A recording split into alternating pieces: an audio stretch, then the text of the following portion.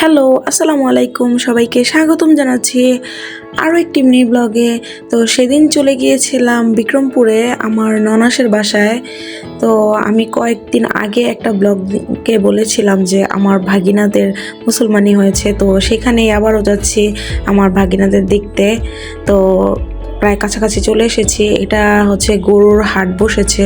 তো আপুর বাসা যেতে আবার একটু নদীর পথ আছে, তো আমি একটু ভিডিও করে নিয়েছিলাম। তো আপুর বাসায় চলে এসেছি। এখানে আপু ফার্স্টে শরবত খেতে দিয়েছিল, তারপরে দিয়েছিল ফল, তারপরে ছিল পায়েস। সেদিন এত গরম ছিল, তো যাই হোক সরাসরি একদম লাঞ্চে চলে গিয়েছিলাম। লাঞ্চে ছিল কাচ্চি, তারপরে ছিল চিংড়ি মাছ ভুনা, তারপর ছিল আস্ত মুরগি রোস্ট, তারপরে ছিল দেশি মুরগি। তো খাওয়া দাওয়া করে একটু রেস্ট নিচ্ছিলাম। আমি একটু জানালার ধারে বসেছিলাম, এত ভাল লাগছিল।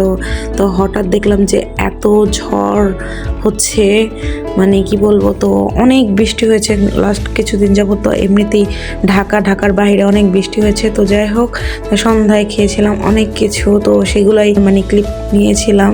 তো এগুলো ছিল নাগেটস, মিট বল। তো আমিও খাচ্ছিলাম ভাগিনাদের সাথে, এত মজা লাগছিল। তো এটা ছিল পিৎজা, তারপরে ছিল আইসক্রিম, তারপরে ছিল পিঠা। আমি আর পিঠা খাইনি, তো সবার সাথে গল্প টল্প করে একটু ভিডিও করে নিয়েছিলাম। চাঁদটা এত সুন্দর ছিল।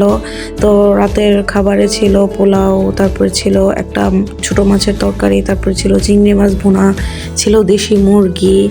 মানে অনেক মজা হয়েছিল খাবারগুলো। তারপরে ছিল শুটকি ভুনা, ছিল ডাল, ঢেঁড়সের চচ্চড়ি। তারপরে দেখলাম যে হঠাৎ মানে ঝড় শুরু হয়ে গিয়েছে বাহিরে। মানে কি আর বলবো, এত বেশি ঝড়, মানে বলার মতো না। তো যাই হোক ভালোই লাগছিল সব মিলিয়ে। তো সকালবেলা একটু ভিডিও করে নিয়েছিলাম যে গতকালকে একটা গাছ পড়ে গিয়েছে ঝড়ে, তো সেটাই আমি দেখছিলাম।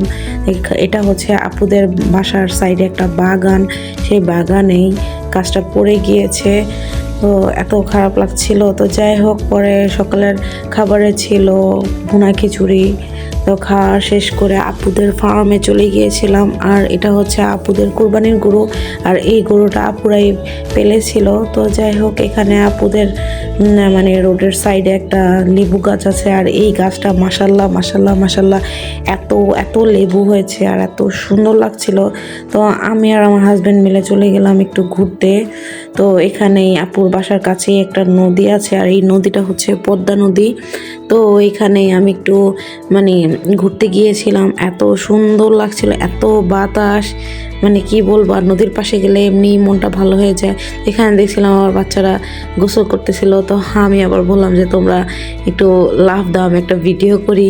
তো ওরাও হাসতেছিল আর বলতেছিল যে আপু আমাদেরকে ভাইরাল করে দিয়েন। তো আমি আমার হাজব্যান্ড আমার একটু ওদের সাথে মজা করছিলাম।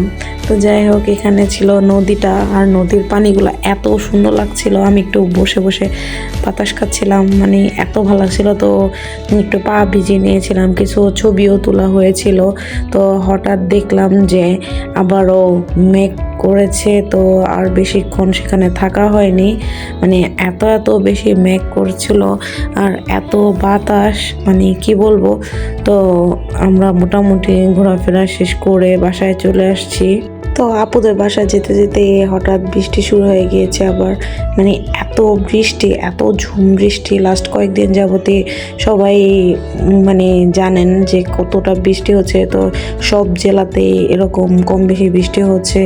মানে আমাদের এই সাইডে অনেক মানে পানি জমে গিয়েছে, গরুর হাটেও অনেক পানি জমে গিয়েছে, এত বৃষ্টি। এটা ছিল আপুদের কাছে পেয়ারা। তো আমি আর খাইনি, সরাসরি লাঞ্চে চলে গেছিলাম। লাঞ্চে ছিল অনেক কিছু, তো তেমন কোনো ভিডিও করা হয়নি। তো এক প্রকার তাড়াহুড়া করে খাওয়া দাওয়া করে রেডি হয়ে গিয়েছে, যেহেতু একটু পরপরই বৃষ্টি শুরু হচ্ছে। তো তাড়াতাড়ি রেডি হয়ে ঢাকার উদ্দেশ্যে রওনা দিয়েছি। তো এই ছিল আমার আজকের ভিডিও। তো ভালো লাগলে অবশ্যই লাইক কমেন্ট শেয়ার করে পাশে থাকবেন। আজকের মতো এখানেই বিদায় নিচ্ছি। আল্লাহ হাফিজ।